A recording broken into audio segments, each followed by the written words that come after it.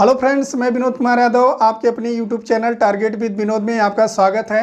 तो फ्रेंड्स, हम इतिहास को सीरीज को आगे बढ़ाते हुए हम पहुंचे हैं विदेशी यात्रियों से मिलने वाली प्रमुख जानकारी के बारे में आज अध्ययन करेंगे। इससे पहले हम लोग जो पढ़े हैं धर्म ग्रंथ, ऐतिहासिक ग्रंथ के बारे में हम पढ़ा चुके हैं। अगर आप वो वीडियो नहीं देखे हैं तो डिस्क्रिप्शन में वो वीडियो का लिंक मिल जाएगा, आप वहाँ जा सके देख सकते हैं। क्योंकि फ्रेंड्स, जितने भी वनडे एग्जाम्स है काफ़ी इंपॉर्टेंट है, उसके लिए आप ज़रूर जाके देखिएगा।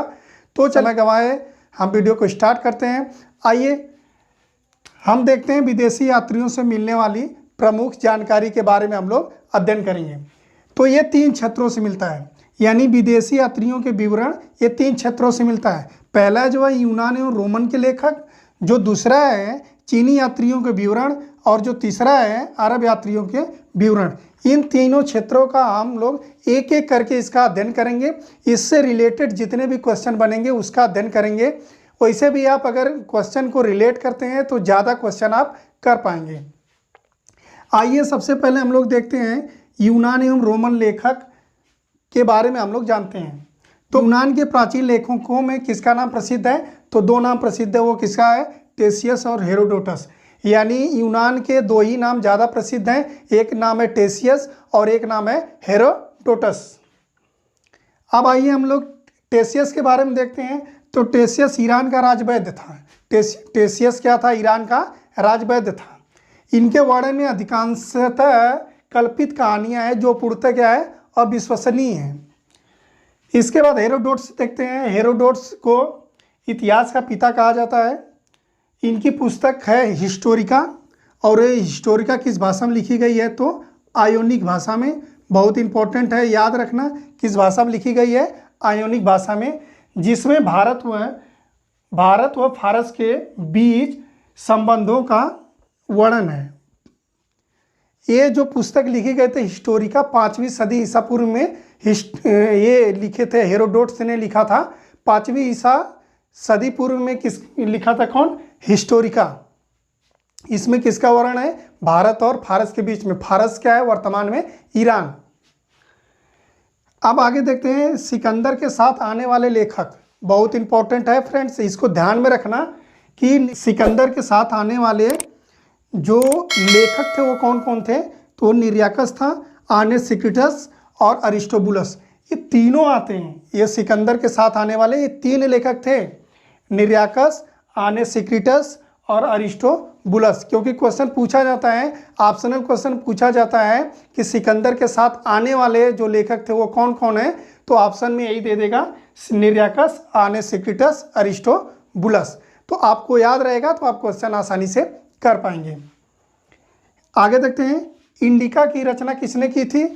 बहुत इंपॉर्टेंट क्वेश्चन है। इंडिका की रचना किसने की थी? तो कौन किया था? मेगास्थनीज ने। मेगास्थनीज ने किसकी रचना की थी? इंडिका की। मेगास्थनीज ने इंडिका को किस समाज एवं संस्कृति के विषय में लिखा है? तो इंडिका में जो किस समाज और संस्कृति के बारे में जो लिखा गया है वो किसके बारे में लिखा गया है? मौर्य काल के बारे में। यानी इंडिका में किसका बताया गया है? किसके बारे में? मौर्य काल के बारे में। अब इसके बाद देखते हैं डाइमेकस। डाइमेकस ये भी कौन थे? यूनानी या रोमन लेखक थे। तो यह सीरियन नरेश अंतियोकस का राजदूत था जो बिंदुसार के दरबार में आया था। डाइमेकस किसके दरबार में आया था? बिंदुसार के दरबार में आया था। आगे देखते हैं डायोनिसियस। डायोनिसियस क्या है? यह मिस्र नरेश टॉलेमी फिलाडेल्फस का राजदूत था। ये आगे देखने से पहले हम लोग देख लेते हैं मिस्र के बारे में, जान लेते हैं। तो मिस्र जो है वैसे तो अरब देश है, लेकिन इसका काफ़ी क्षेत्र जो किस में पड़ता है? उत्तरी अफ्रीका में पड़ता है। तो ये क्वेश्चन पूछा गया है कि मिस्र की स्थिति कहाँ है? तो उत्तरी अफ्रीका में, यानी अफ्रीका महाद्वीप में। मिस्र की राजधानी कहाँ है? कायरा। और आप जानते भी होंगे कि पूरे दुनिया की जो सबसे लंबी नदी है वो है कौन? नील नदी। और नील नदी कहाँ बहती है? मिस्र में ही बहती है। और नील नदी का वरदान कौन है? वो भी कौन है? मिस्र ही है। तो यह मिस्र नरेश टॉलेमी फिलाडेल्फस का राजदूत था जो बिंदुसार के दरबार में आया था। लेकिन कई स्रोतों में ये भी लिखा है कि ये अशोक के दरबार में आया था। तो ये अन्य जानकारी थी। प्लिनी के बारे में। तो प्लिनी इन्होंने पहली सदी में नेचुरल हिस्ट्री नामक पुस्तक लिखी थी। नेचुरल हिस्ट्री नामक पुस्तक किसने लिखी थी? तो प्लिनी ने लिखी थी, जिसमें भारत के पशु एवं पौधे तथा खनिज पदार्थों की जानकारी मिलती है। किसमें मिलती है? नेचुरल हिस्ट्री में। लेखक कौन है? प्लिनी। आगे देखते हैं टॉलेमी। इन्होंने दूसरी शताब्दी में भारत का भूगोल नामक पुस्तक लिखी थी। ये बहुत इंपॉर्टेंट है कि भारत का भूगोल किसने लिखा है? तो किसने लिखा है? टॉलेमी ने लिखा है। एक पुस्तक और देख लेते हैं, पेरिप्लस ऑफ द एरिथ्रियन सी। इसके जो लेखक हैं वो अज्ञात हैं, लेकिन माना जाता है कि 80 ईसा में यह हिंद महासागर की यात्रा पर आया था, जिसमें इनमें भारत का भूगोल और व्यापारिक वस्तुओं के बारे में जानकारी मिलती है। यानी भारत का भूगोल में भी ये जानकारी मिलती है और पेरिप्लस ऑफ द एरिथ्रियन सी, इसके बाद ये इस बुक में भी किसकी जानकारी मिलती है? भारत के भूगोल और व्यापारिक वस्तुओं के बारे में जानकारी मिलती है। तो फ्रेंड्स, ये था यूनानी यानी रोमन लेखक के बारे में जानकारी थी। तो आप इसको रिलेट करके पढ़ेंगे तो ज़्यादा से ज़्यादा क्वेश्चन आप कर पाएंगे। तो ये था अभी। तो फ्रेंड्स, आइए फ्रेंड्स आगे देखते हैं चीनी यात्रियों का वर्णन, यानी जो अभी हम लोग सेकंड जो अब पढ़ेंगे चीनी यात्रियों का वर्णन। चीनी यात्री, पहले हम लोग देखते हैं कि चीनी यात्री आखिर भारत में आए क्यों, क्या करने आए थे, इसके बारे में हम लोग अध्ययन करेंगे। तो ये जो चीनी यात्री थे बौद्ध मतानुयायी थे, यानी बौद्ध धर्म के समर्थक थे। क्यों आए थे? तो भारत में तीर्थ स्थानों की यात्रा तथा बौद्ध धर्म के विषय में जानकारी प्राप्त करने के लिए भारत आए थे। आगे देखते हैं। तो सबसे पहले जो आया था वो आया था फाहियान आया था। तो फाहियान किसके दरबार में आया था? तो चंद्रगुप्त द्वितीय के दरबार में आया था, जिसका दूसरा नाम क्या है?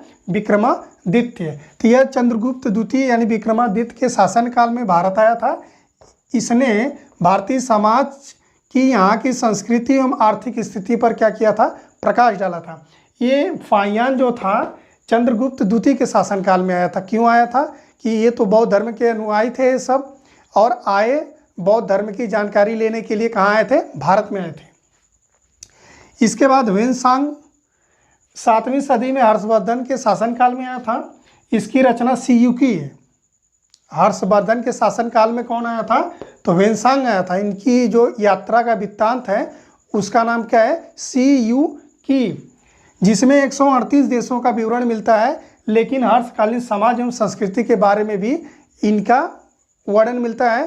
तो जब ये ह्वेनसांग थे, ह्वेनसांग 629 ईस्वी में चीन से भारत आए थे। जब भारत पहुँचे थे तो भारत में ये 15 वर्ष रहे थे, और भारत में सबसे पहले किस राज्य में पहुँचे थे?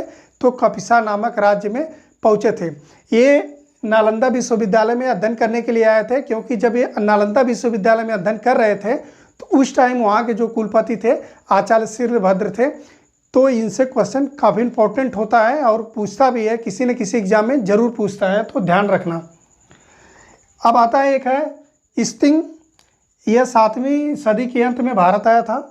इन्होंने अपने विवरण में नालंदा विश्वविद्यालय, जो जानते ही हैं कहाँ पे है, बिहार में, विक्रमशिला विश्वविद्यालय एवं अपने समय के भारत का वर्णन किया था। जिस टाइम ये भारत में आए थे उस टाइम के भारत का वर्णन किया था। तो ये थे अभी चीनी यात्रियों का वर्णन, यानी एक फाहियान, ह्वेनसांग और स्टिंग। ये काफ़ी इंपॉर्टेंट है फ्रेंड्स, आप ये ध्यान में रखिएगा। इससे क्वेश्चन जो होते हैं वन लाइनर क्वेश्चन छोटी से छोटी, बड़ी से बड़ी परीक्षाओं में घुमा कर पूछा जाता है, जिससे हम लोगों का क्वेश्चन गलत हो जाता है। तो अगर आप शॉर्ट नोट बना लेते हैं, अगर आसानी से इसका अध्ययन करते हैं, तो एक भी क्वेश्चन गलत है नहीं होगा, क्योंकि इसी में से जो भी क्वेश्चन आएंगे इसी में से आएंगे।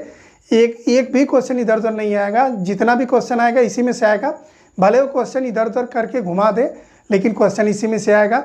तो फ्रेंड्स, आज की वीडियो लगी, अगर अच्छी लगी तो लाइक करें, शेयर करें, सब्सक्राइब करें, और हाँ, बेल आइकन दबाना ना भूलें, क्योंकि आने वाली जो नोटिफिकेशन होगी आपको सबसे पहले मिलेगी। तब मिलते हैं नेक्स्ट वीडियो में। जय हिंद, जय भारत।